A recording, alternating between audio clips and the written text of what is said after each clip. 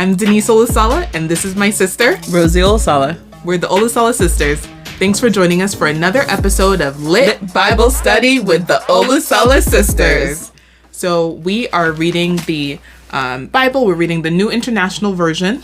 There's different versions. We are in the Old Testament. There's an Old Testament that goes from Genesis to Malachi, and then there's a New Testament that we're not reading right now. So we're in the first book of the Bible, Genesis, chapter 19, verses 1 through 29, and the title is Sodom and Gomorrah Destroyed. Let's get into it. The two angels arrived at Sodom in the evening, and Lot was sitting in the gateway of the city. When he saw them, he got up to meet them and bowed down with his face to the ground.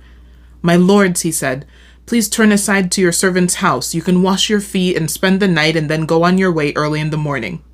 "No," they answered, "we will spend the night in the square." But he insisted so strongly that they did go with him and entered his house. He prepared a meal for them, breaking bread without yeast, and they ate. Before they had gone to bed, all the men from every part of the city of Sodom, both young and old, surrounded the house. They called to Lot, "Where are the men who came to you tonight? Bring them out to us so that we can have sex with them." Lot went outside to meet them and shut the door behind him and said, "No, my friends, don't do this wicked thing. Look, I have 2 daughters who have never slept with a man. Let me bring them out to you, and you can do what you like with them. But don't do anything to these men, for they have come under the protection of my roof." "Get out of our way," they replied, and they said, This fellow came here as an alien, and now he wants to play the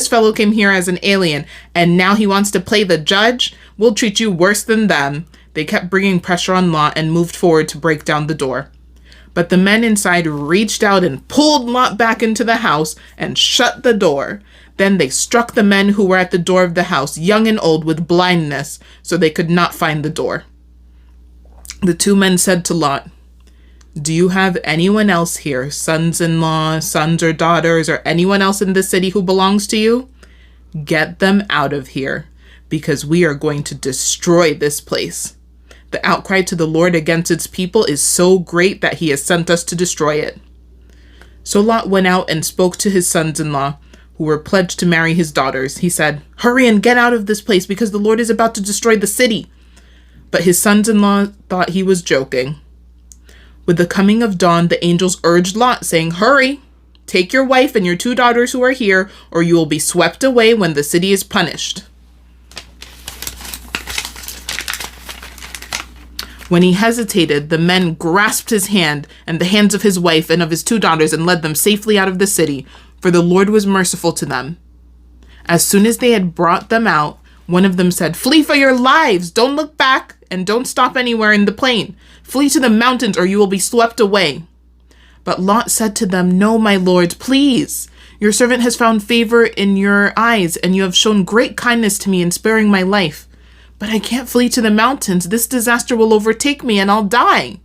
Look, here is a town near enough to run to, and it is small. Let me flee to it. It is very small, isn't it? Then my life will be spared." He said to him, "Very well.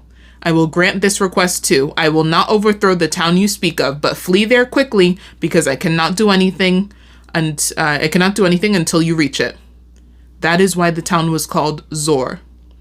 By the time Lot reached Zor, the sun had risen over the land. Then the Lord rained down burning sulfur on Sodom and Gomorrah from the Lord out of the heavens. Thus he overthrew those cities and the entire plain, including all those living in the cities, and also the vegetation in the land. But Lot's wife looked back, and she became a pillar of salt. Early the next morning, Abraham got up and returned to the place where he had stood before the Lord. He looked down toward Sodom and Gomorrah, toward all the land of the plain, and he saw dense smoke rising from the land, like smoke from a furnace.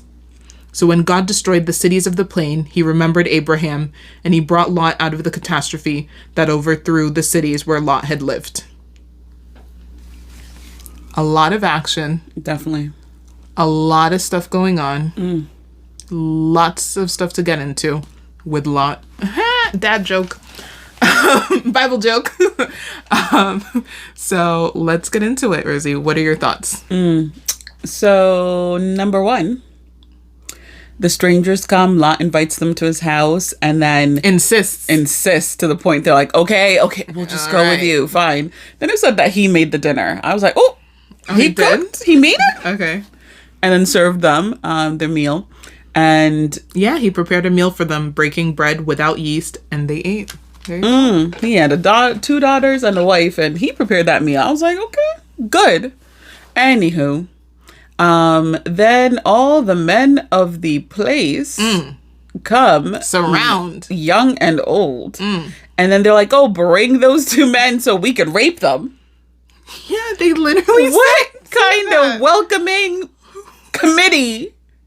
What is happening is in this town? What is happening? Like, I feel like if I was traveling, I'd be like around that town, because they have a. Not about how they welcome you into their town. It's a gang rape is what they do, of men. Yeah. So God only knows what they do for women. I think they kill you. I don't know. I just it was too much. Wow. And so weird. So already it was weird to me. And they're like, oh, they're new in town. Let's welcome them in with a gang rape. And then Lot's response, that to me was just. So obviously he's like, oh, let me be a good host. Mm-hmm. So he went outside and is like, guys, don't gang rape my 2 guests. Mm-hmm. Instead, I was like, instead. Negotiations. Yes, negotiation. No rape. No rape. That's the negotiation I want to hear. Go home. Go to sleep. It's 2 a.m. in the morning. Why are you out here trying to rape? Go to sleep. Drink some water. Maybe you're dehydrated. And stop all this rape. No, that's somebody who doesn't negotiate with terrorists. I don't negotiate. Lot negotiates with terrorists. He does. So he was like, let me negotiate with these rapists. I know, guys, I understand you want to rape. Mm-hmm. So instead of raping my honored guests, just rape these 2 daughters of mine. Virgin daughters. You know what? Let me up the ante. Virgin daughters of mine. Just rape them. Do whatever. All the rapes to them. But leave my 2 good guests alone. What? Dude. He saw, to me, I have an issue with that. He saw more value. Okay, first of all, there should be no rapes. Yes.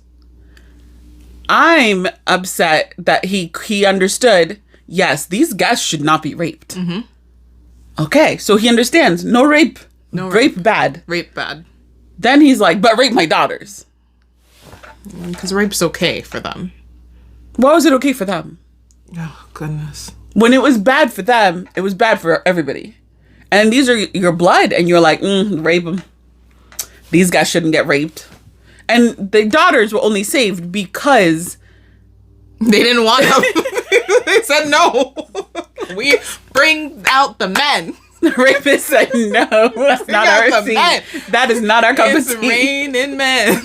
Hallelujah, it's raining. We want the men. Show us the men. That was the only reason they were saved.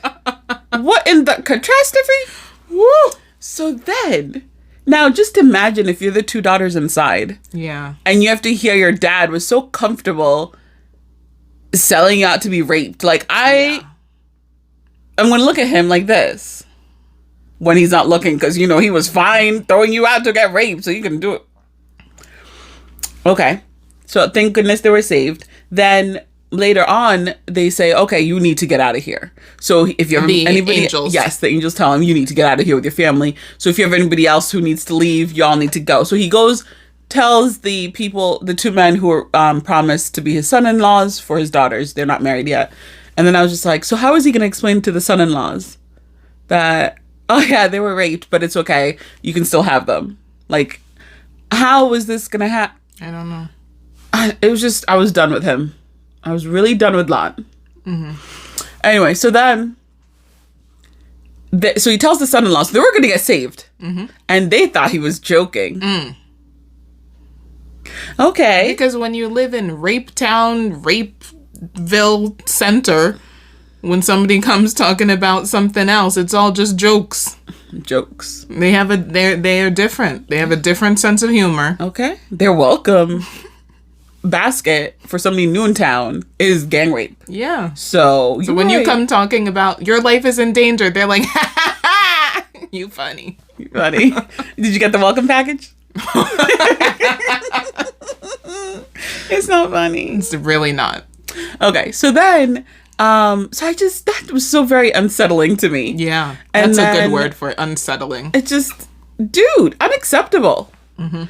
And now my issue is, I just wanted him to have the same energy. If Lot is saying no rape for my guests, I want him to have the same energy and say no rape from my daughters and wife. You know, and he couldn't.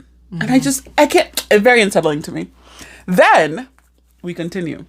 So the angels tell him, okay, Lot, get your people. So he tried to tell the future son-in-laws, they're gonna die. It's okay. So then the angels dead. They're gonna be dead with the group. So then the angels say, no, Lot, you gotta go. You gotta go now. So take your wife and daughters and go. At least they let him take his wife and daughters, because the way Lot was talking, he probably would have been like, well, leave my daughters. Yeah. But then he hesitated, and then they physically grabbed him. Now they physically grabbed him. Snatched him up. Okay. Dragged him out. Dragged him out. So great. Okay. Then they're like, okay, run to the mountains. Then Lot looked at them, and I felt this. I felt this for real. You know what it felt like? It's like every time I watch a scary movie, you know I love scary movies. And then there's a time where they have to run from the killer.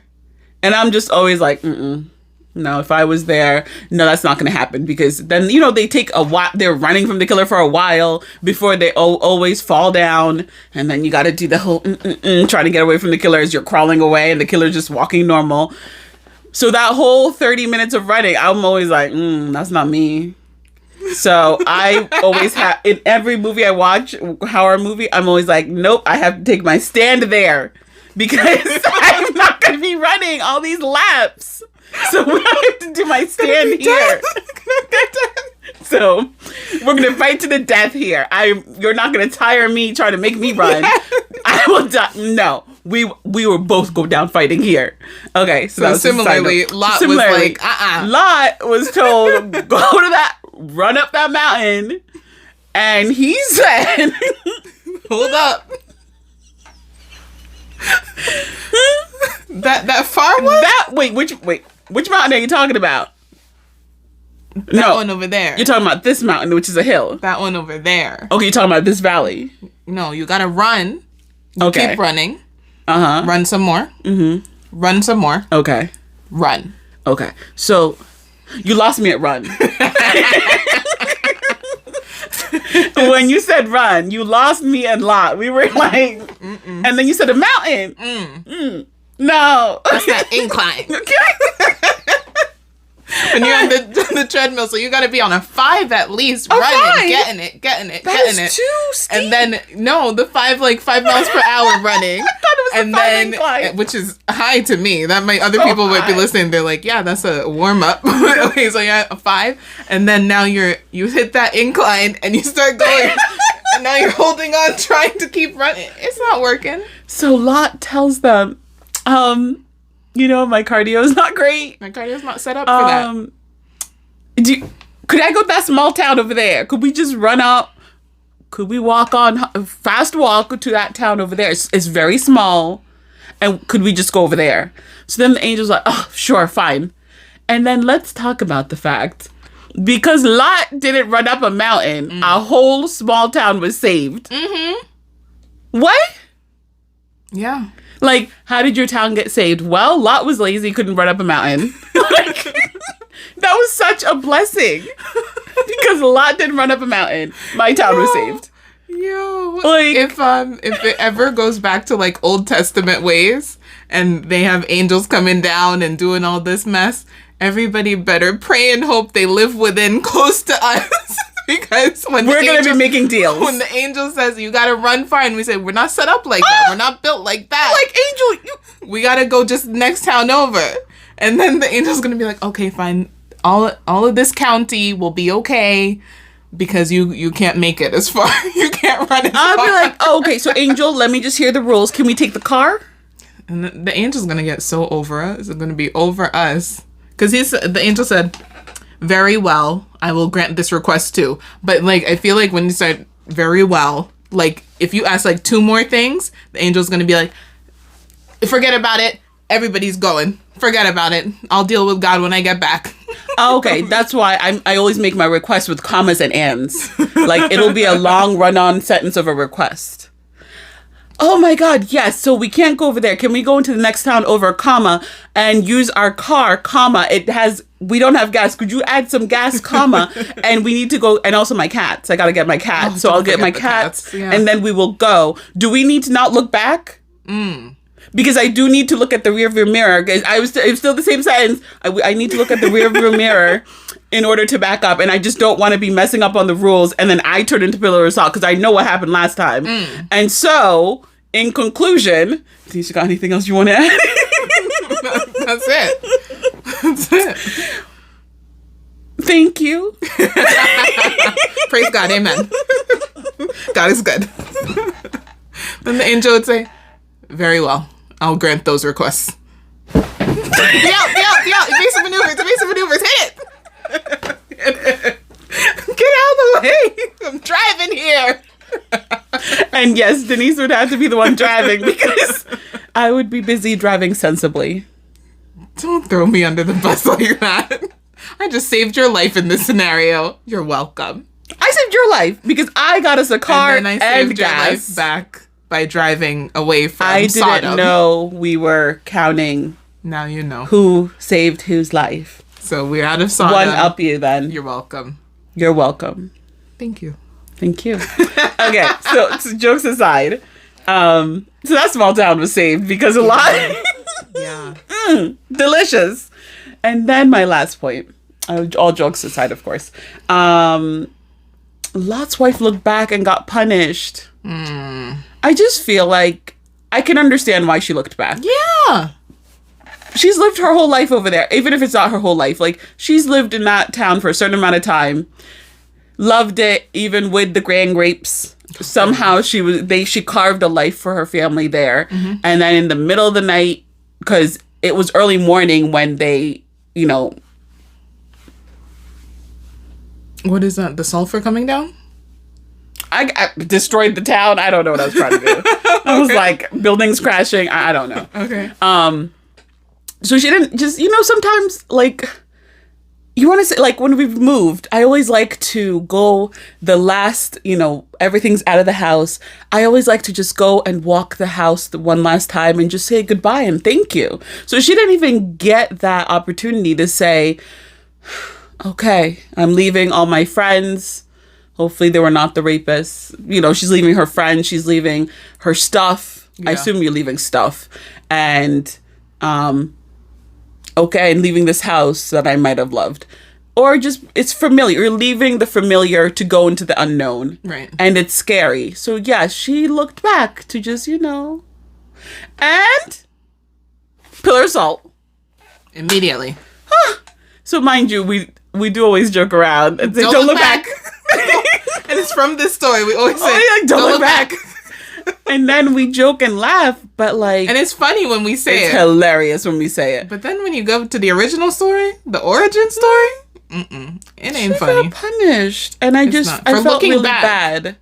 Because it was human nature to look back. It was... She just looked back. People have been raping up in that town, but they got their punishment. They went, But the angels did punish them, but that was like, relax a little bit. Yeah. It was too much. Okay, that was it for me. What are your thoughts? Okay, so I will just pick up on what you said with Lot's wife and don't look back. Go ahead. So for me, it's okay. So the angels say, let's see where they give that instruction. Flee for your lives, don't look back, and don't stop anywhere in the plain. Flee to the mountains or you will be swept away.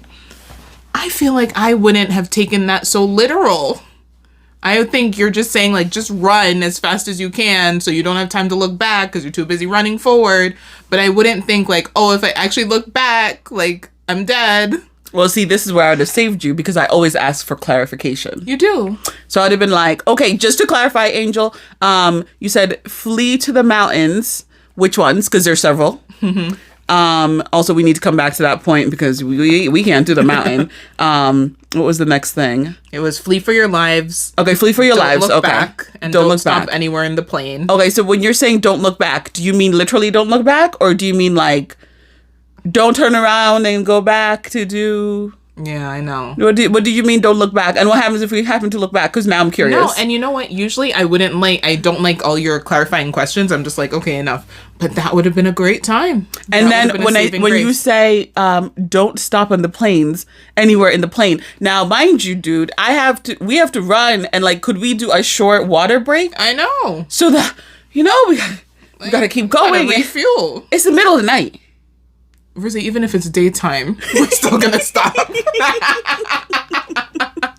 we just? But yeah, so I think short breaks are okay, or? I felt like it was not a good enough warning. They said it once. Like, even you'll say something a million times. You can say something 3 times. It's not you just say something one time and everybody hears it and we follow it right away. No, you need to clarify and you need to say the priorities and like how, you can't look back or else this will happen. Wait, then what will happen? You'll turn into a pillar of salt.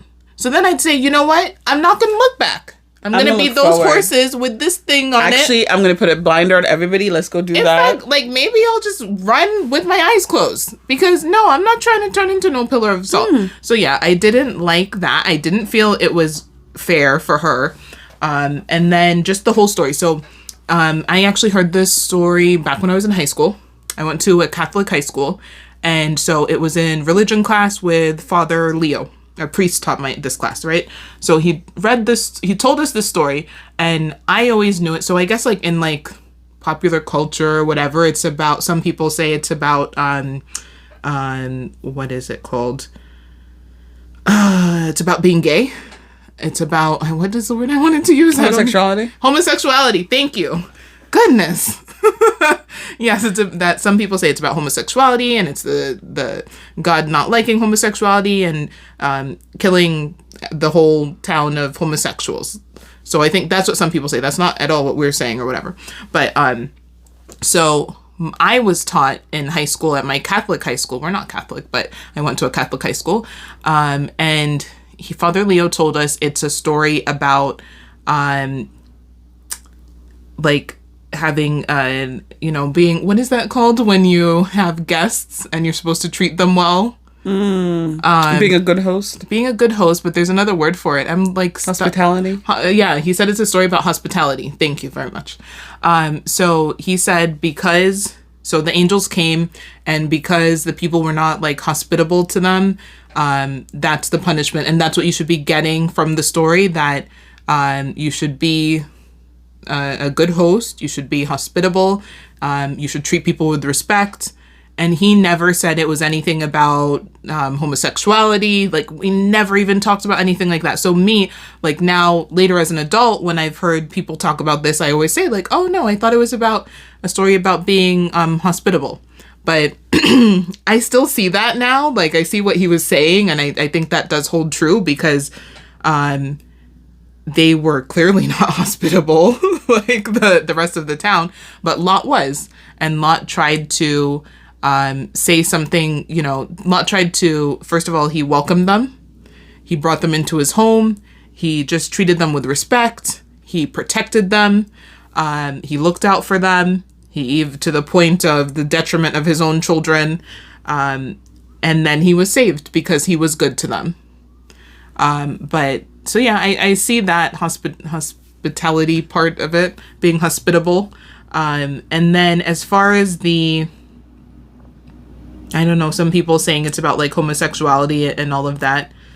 I feel like, wouldn't God have just said that? Like, I don't know. It was just like, they were bad. Like, they were not good people. Like, and I mean, yeah, I don't know. So it's a very action-packed story, and I'm glad they were able to get away. I hate that, his wife did not make it out, but yeah, it's certainly a big story. Any other final points you want to add, Rose? No, that was it for me. It took a lot out of us, though. Done with the rape. Yeah, I agree. All right. Well, thanks for joining us for another episode of Lit Bible Study with the Olusala Sisters. Please remember to like, comment, and subscribe. Be blessed.